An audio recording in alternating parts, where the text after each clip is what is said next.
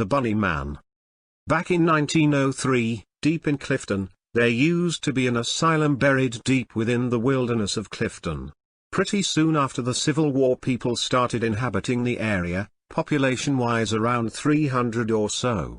It was a very small town. Nonetheless, people didn't like the idea about having an asylum miles down the road, so they all got together and signed a petition stating for the asylum to relocate elsewhere. The petition passed and a new asylum was built, which is now known as Lawton Prison, a temporary facility for convicts to stay in until they are appropriately sentenced. In the autumn of 1904, the convicts were gathered and piled into the bus which was to transport them to Lawton. Somewhere during the drive not too far from where they left, the driver had swerved to avoid something and the bus had started to tip, and soon was rolling in a terrible collision course.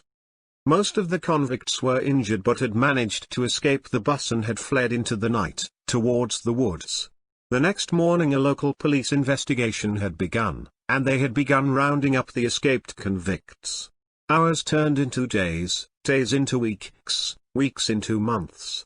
Everyone was recovered after 4 months, except for 2 people, Marcus A. Walster and Douglas J. Griffin.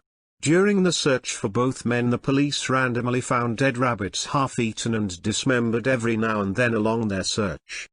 Finally they were to find Marcus dead by the Fairfax Station Bridge, now known as Bunny Man's Bridge.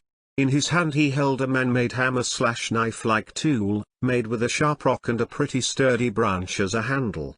They thought nothing of it, and didn't care how he died, only that he was apprehended and they no longer had to worry about him.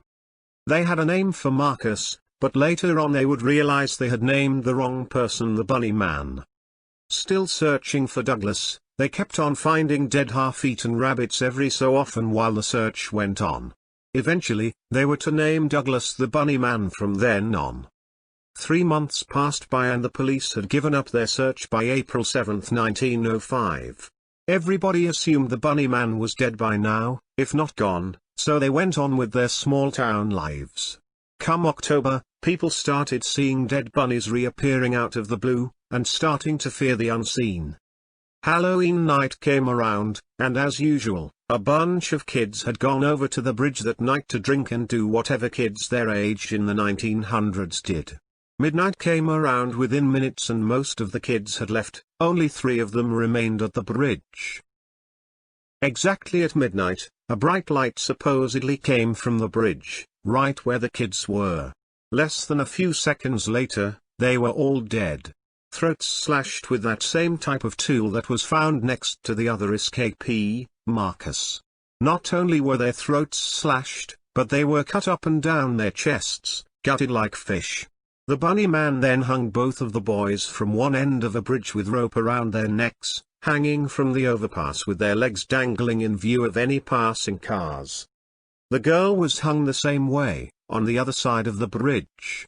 This happened on Halloween in 1905. After that, they didn't see or hear anything from him for another year.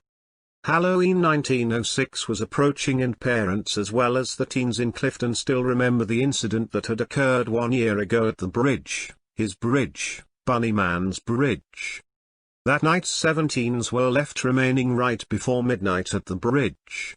Thinking little of it, 6 remained inside the bridge while one, Adrian Hattler, had remained a good distance from the bridge hoping to have enough time to escape if the same thing happened again. She was the only one to witness this, a dim light walking the railroad track just before midnight, stopping right above the bridge at midnight, then disappearing at the same time that a bright flash was inside the bridge. She heard the deafening sounds of terrified screaming coming from inside the bridge that lasted only seconds. Moments later, they were all hung from the edge of the bridge, in the same way as the corpses a year earlier.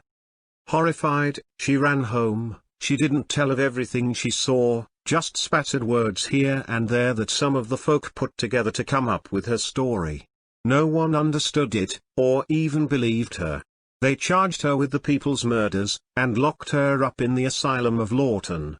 In 1913 the same thing happened with 9 teenagers, this time, Halloween night again. Adrian was still locked up. They dropped her sentence, but it was too late. The insanity had finally conquered her. Even if she was released, she was too far gone to have a decent life, so she spent her remaining years in the asylum until she finally died in 1953 of shock. No one knows what exactly she died in shock from, but supposedly she had died in her sleep, dreaming of that one dreaded night. Perhaps the Bunny Man had finally gotten to her. More murders were to take place, however, although after the murders in 1913 most people stayed clear of the bridge on Halloween. 1943 rolls around, and 6 teenagers go strolling out on Halloween night. A couple hours later, all of them dead, same way as all the others. Investigations took place, but as usual nothing was discovered. 1976 the same situation occurs, this time with only 3 people. The only other incident that occurred since then was in 1987, 12 years ago. Janet Chartier was enjoying the night with her 4 friends. Halloween night had finally come, and they had gone driving out to enjoy the night after invading the children's candy bags. They had settled around 11 at the bridge, waiting for midnight to come. They didn't believe in the myth, so they decided to see it for themselves, and were to be the only ones who actually withstood the Bunny Man. They had waited around 55 minutes or so it was nearly midnight, when Janet started getting a little scared. They all had been pulling pranks on each other, jumping out the bushes and screaming, so she was already a little worked up. Midnight hits, and by this stage she is completely freaked out. She's almost out of the bridge when the lights get really bright inside. When that happens, her body is halfway outside of the bridge. She sees her skin start tearing at her chest, but nothing is piercing her skin. She manages finally to exit the bridge. Completely horrified, she hits her hanging body and knocks herself out.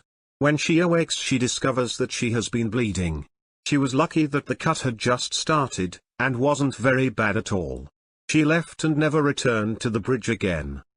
She has been seen sitting on a swinging bench on her balcony every morning, just staring in the direction towards the bridge a couple of miles down.